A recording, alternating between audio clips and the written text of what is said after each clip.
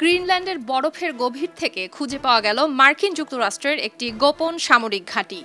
এ নিয়ে রীতিমতো শোরগোল পড়ে গেছে আন্তর্জাতিক সংবাদ মাধ্যমগুলোতেও।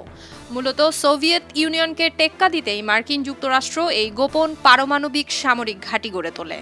ক্যাম্প সেঞ্চুরি নামের এই সামরিক ঘাঁটির ভেতর রয়েছে একটি পোর্টেবল পারমাণবিক চুল্লি, যেখানে বরফের নিচেই গড়ে তোলা হয়েছিল একটি আস্ত শহর, যার মধ্যে প্রায় 200 সৈন্য বসবাস করত। আছে একটি theatre, gym, post exchange, library, এমনকি একটি চ্যাপেলও।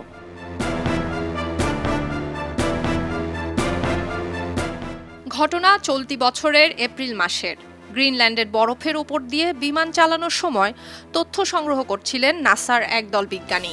সে সময় নাসার গালফস্ট্রিম 3 নামের বিমানটির রাডার যন্ত্র আর্কটিক বরফের নিচে একটি পরিত্যক্ত শহর শনাক্ত করে বসে। এটি মূলত স্নায়ুযুদ্ধের সময় সামরিক ঘাঁটি হিসেবে ব্যবহার করত US army corps of engineers.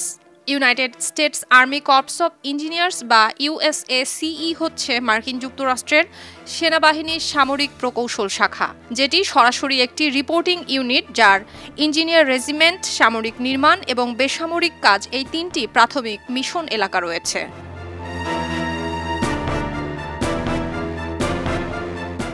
অত্যন্ত দূরবর্তী এই সামরিক পোস্টের নাম ক্যাম্প সেঞ্চুরি।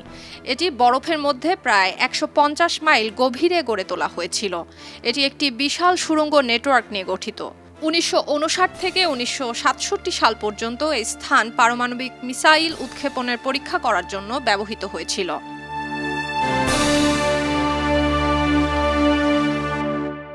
এক বিবৃতিতে নাসার জেট প্রোপালশন ল্যাবরেটরির ক্রায়োস্ফেরিক বিজ্ঞানী অ্যালেক্স গার্ডনার বলেন, আমরা বরফের তলানির খোঁজ করছিলাম এবং হঠাৎ ক্যাম্প সেঞ্চুরির সামনে চলে আসি। প্রথমে তো জানতামই না এটি কি ছিল। নাসার uninhabited aerial vehicle synthetic aperture radar বা ইউএভিএস-AR গালফস্ট্রিম 3 বিমানের ঠিক পেটের নিচে স্থাপন করা ছিল। এটি মূলত ঘাঁটিটির তথ্য সংগ্রহ করে ফেলেছে।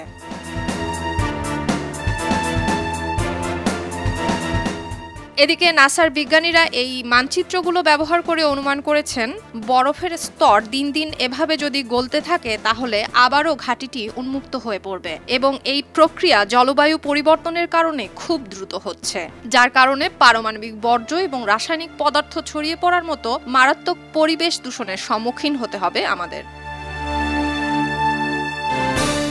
সুলতানা দিনা, খবরের কাগজ।